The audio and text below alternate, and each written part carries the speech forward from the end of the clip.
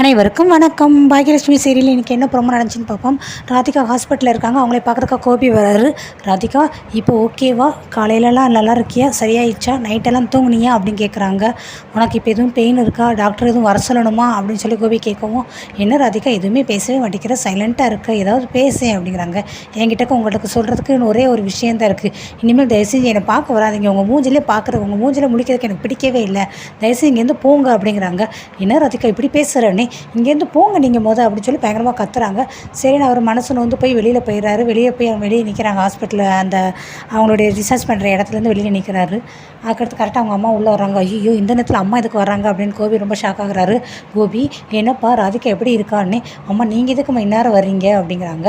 இல்லைப்பா என்ன இருந்தாலும் மனசு கேட்க மாட்டேங்குதுல, ஒரு குழந்தை இழந்த தாய் எவ்வளோ கஷ்டப்படுவான்னு தெரியும்ப்பா, எனக்கு பொண்ணு இல்லைன்னு ஆகிப்போச்சு, குழந்தை இல்லைன்னு ஆகிப்போச்சு, அவங்களுக்கு எவ்வளோ வேதனையாக இருக்கும், அதான் எப்படி இருக்கான்னு பார்த்துட்டு போகலான்னு வந்தேன்ப்பா, எங்கே இருக்கா இந்த ரூம்லையா அப்படிங்கிறாங்க. ஆமாம்மா அப்படிங்கிறாங்க. ஈஸ்வரி பாட்டி உள்ளே போகிறாங்க. பக்கத்தில் பார்த்தா ராதிகா படுத்துருக்காங்க. ராதிகா அப்படிங்கிறாங்க. ராதிகா டக்குன்னு நினச்சோன்னே பயந்துடுறாங்க. ஐயோ நீ எதுக்குமா இங்கே வந்து அப்படிங்கிறாங்க. இல்லை ராதிகா உன்னோட மனசுக்கு எவ்வளோ கஷ்டப்படுன்னு எனக்கு தெரியும், நான் அதனால உன்னை பார்க்க வந்தேன், எப்படி இருக்குது இப்போ, உடம்புக்கு பரவாயில்லையா, வலி எதுவும் இருக்காமல் உனக்கு அப்படின்னு சொல்லி மெதுவாக கேட்குறாங்க. நீங்கள் எதுக்கு வந்தீங்க, பண்ணதெல்லாம் பண்ணிவிட்டு இப்போ ஒன்றுமே தெரியாமல் வந்து நடிக்கிறீங்கன்னே, நான் என்ன பண்ணேன் அப்படிங்கிறாங்க.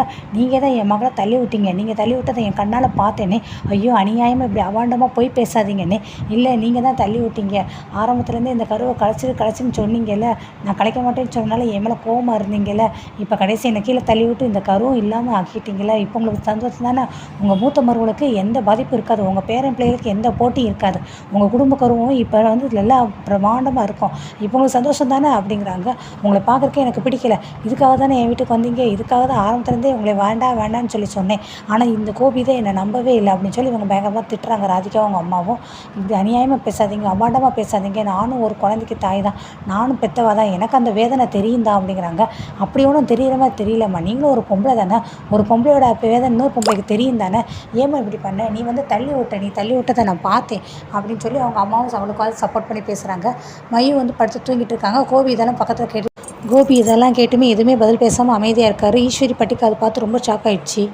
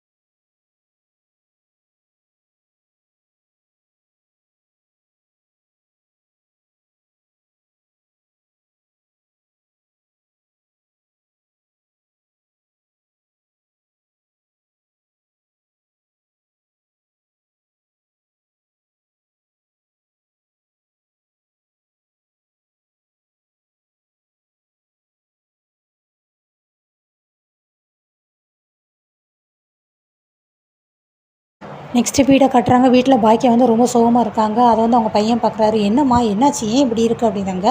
இல்லைடா பாட்டியை நினச்சதை ரொம்ப யோசித்துக்கிட்டே இருக்கேன், பாட்டி சின்ன பிள்ளை மாதிரி அழுகுறாங்கடா அப்படிங்கிறாங்க. உடனே இவர் பக்கத்தில் போய் பார்க்குறாரு. சொல்கிறாங்க நேரம், அம்மா அவர் தான் முக்கியம்னு சொல்லி அவரை நம்பி போனாங்களாம்மா, அதனால பாட்டி அவரை பற்றி கொஞ்சம் விஷயங்கள் தெரிஞ்சு தான் ஆகணும், அதுக்கு கஷ்டப்பட தான் செய்யணும், அதுக்கு எதுக்கு நீ ஃபீல் பண்ணுற அப்படிங்கிறாங்க. இல்லைடா ஒருத்தரை நம்பி போய் அவர் ரொம்ப நம்மளை வேதனைப்படுத்தினா அந்த வேதனை எவ்வளோ வலிக்கும் தெரியுமா, பாவம்டா பாட்டி, அவங்க எதாவது நினச்சி அவங்களுக்கு ஏதோ உடம்பு சரியில்லாமல் போச்சுன்னா அப்படிங்கிறாங்க. சரி வீடுமா, அவங்க அவரை பற்றி தெரிஞ்சுக்கிட்டு அதுக்கடுத்து நம்ம வீட்டுக்கு வருவாங்க அப்படிங்கிறாங்க. பக்கத்தில் அமிர்தமும் இருக்காங்க. ஜெனியும் சொல்கிறாங்க, தாத்தா 2 வார்த்தை ஆதரவாக சொன்னால் பாட்டி அதெல்லாம் சமாதானம் ஆகிடுவாங்க ஆண்டி, நீங்கள் விடுங்க அப்படிங்கிறாங்க. இல்லை நான் போய் அத்தையை பார்த்துட்டு வரேன் அப்படிங்கிறாங்க. அம்மா எங்கே போய் உடனே அந்த வீட்டில் போய் தானே, அந்த வீட்டுக்கு போனால் யாரும் ஏதாவது சொல்லுவாங்க அவன் உன்னை வேண்டாம் அப்படிங்கிறாங்க. இல்லை அங்கே தான் யாருமே இல்லையே, எல்லோரும் ஹாஸ்பிட்டலில் இருக்காங்களே, பாட்டி மட்டும் தானே தனியாக இருக்காங்க, அப்புறம் பாட்டிக்கு ஏதாவது உடம்பு சரியில்லாமல் போச்சுன்னா நான் கண்டிப்பாக போய் பார்த்தே ஆகணும் அப்படின்ட்டு அவங்க கிளம்பி போயிடறாங்க. நீங்கள் பார்த்துக்கோங்க வாங்க நான் இப்போ வந்துடுறேன் அப்படின்ட்டு.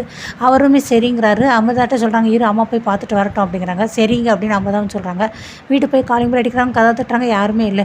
இன்னும் யாருமே இல்லையா, கதவை தட்டினாலும் யாரும் திறக்கவே மாட்டேங்கிறாங்களே அப்படின்ட்டு சிக்கமா பாட்டிக்கு ஃபோன் பண்ணுறாங்க பாக்கியா. பாட்டி எடுக்கிறாங்க. ஹலோ அப்படின்னு மெதுவாக பேசுகிறாங்க. அத்தை எங்கே இருக்கீங்க, என்னாச்சு, ராதிகா இப்போ எப்படி இருக்காங்க அப்படிங்கிறாங்க. நான் ஹாஸ்பிட்டலில் இருக்கேன், எல்லாருமே இங்கே ஹாஸ்பிட்டலில் தான் இருக்காங்கண்ணே. சரி நீங்கள் எங்கே இருக்கீங்க, நீங்கள் ஏன் இப்படி இருக்கீங்க, ஏன் ஒரு மாதிரி பேசுகிறீங்க அப்படிங்கிறாங்க. ஒன்றும் இல்லை பாக்கியா, இங்கே ராதிகா எல்லாம் ரொம்ப அழுகுறாங்க, ரொம்ப கஷ்டத்தில் இருக்காங்க. கோபியும் ரொம்ப மன வருத்தத்தில் இருக்கான், அதை எனக்கும் ரொம்ப அழுகையாக வருது அப்படிங்கிறாங்க. சரி நீங்கள் எங்கே இருக்கீங்க சொல்லுங்கள், நான் வர்றேன், ஹாஸ்பிட்டலில் தான் இருக்கீங்க, அனுக்குள்ளே இருங்க நான் வர்றேன்னு. அதெல்லாம் வேண்டாம் பாக்கியா, இங்கே இருக்கேன் நான், பரவாயில்ல நீ உன் வேலையை பாரு அப்படின்னு சொல்கிறாங்க. அழுகுறாங்க. எதுக்கு தடுக்குறீங்க, அழுகாதீங்க அப்படிங்கிறாங்க. இல்லை பாக்கியா நான் உங்ககிட்ட பிறகு பேசுகிறேன்ட்டு ஃபோனை வச்சிடுறாங்க. பாக்கியா ரொம்ப யோசிச்சுக்கிட்டே வீட்டுக்கு வெளியே வராங்க. வாசல்லாம் போட்டிடுறாங்க. அடுத்து அவங்க வீட்டுக்கு வந்துடுறாங்க. கரெக்டாக செலியன் வந்துடுறாரு. பக்கத்தில் அமிர்தா, செனி எல்லாருமே வந்துட்டு என்னாச்சு பாட்டியை பார்த்தீங்களா, பாட்டி எப்படி இருக்காங்க, இப்போ ஓகே தானே அப்படிங்கிறாங்க. இல்லை அவங்கள நான் பார்க்கவே இல்லை அப்படிங்க. அப்போ அம்மாவுக்கு கால் பண்ணிங்களா அப்படின்னு சொல்லி கேட்குறாங்க. நான் பாட்டிக்கு கால் பண்ணேன்டா, எடுத்து பேசுனாங்க, ஆனால் இன்னமும் அழுதுட்டு தான் இருக்காங்க. ஏன் அழுகுறாங்க என்ன ஒன்றுமே சொல்லவே மாட்டேங்கிறாங்க, எங்கே இருக்காங்கன்னு சொல்ல மாட்டேங்கிறாங்க, ஆனால் அவங்க எல்லாம் ஹாஸ்பிட்டலில் இருக்காங்கிறாங்க. அப்போ இவங்களும் ஹாஸ்பிட்டலில் தான் இருப்பாங்களா என்ன ஒன்றுமே தெரியலையேடா அப்படிங்கிறாங்க. அதெல்லாம் ஒன்றும் ஆகாது ஆண்டி, பாட்டியை பற்றி கவலைப்படாதீங்க அப்படிங்கிறாங்க. நீ போய் ஜெலியனை கூட்டிகிட்டு வாமா அப்படிங்கிறாங்க. சரின்னு அவங்களும் கூட்டிகிட்டு வராங்க. என்னம்மா அப்படிங்கிறாங்க. நீ மொதல் பாட்டிக்கு ஃபோன் போடுறா அப்படிங்கிறாங்க. பாட்டிக்கு ஃபோன் போட்டு எடுக்க மாட்டேங்கிறாங்க. நீ மொதல் உங்கள் அப்பா கோபிக்கு ஃபோன் போடு, கோபி போட்டு பாட்டி அங்கே தான் இருக்காங்களா, ஹாஸ்பிட்டலுக்கு வந்திருக்காங்களாம் கேளுனே. அம்மா என்னாலும் அவளுக்குலாம் ஃபோன் போட்டு பேச முடியாதுமா, அவர்கிட்ட நான் ஒரு மாதிரி பேசிட்டேன் அப்படிங்கிறாங்க. ஐயோ டே நீ நிலைமையை புரிஞ்சுக்கூடா, எதுக்காக போட சொல்கிறேன்ட்டு மொதல் ஃபோன் போடுறா, கேள்வி மேலே கேள்வி கேட்டு எனக்கு கொள்ளாதடா, பாட்டி வந்து மனசு சரியில்லாமல் இருக்காங்க, அவங்க எங்கே இருக்காங்க என்ன ஒன்றுமே தெரிய மாட்டேங்குது, ஃபஸ்ட்டு நீ ஃபோன் போடு மாறி மாறி சொல்கிறாங்க. அங்கே ஜெனியும் சொல்கிறாங்க ஃபோன் போடு செடியா அப்படிங்கிற. அதுக்கப்புறம் ஃபோன் போடுறாங்க. ஹலோ அப்பா பாட்டி அங்கே வந்தாங்களா, நீங்கள் எங்கே ஹாஸ்பிட்டலில் இருக்கீங்க அப்படிங்கிற. ஆமாம் அப்படிங்கிறாங்க. பாட்டி இப்போ தான் வந்தாங்களா, அப்போதே வந்துட்டாங்களா, இப்போ தான் வந்துட்டாங்க, பக்கத்தில் இருக்காங்களா அப்படின்னு கேட்குறாங்க. பக்கத்தில் இருப்பாங்கன்னு நினைக்கிறேன், எங்கேயாவது பக்கத்தில் எங்கேயாவது வெளியில் போயிருப்பாங்க அப்படிங்கிறாங்க.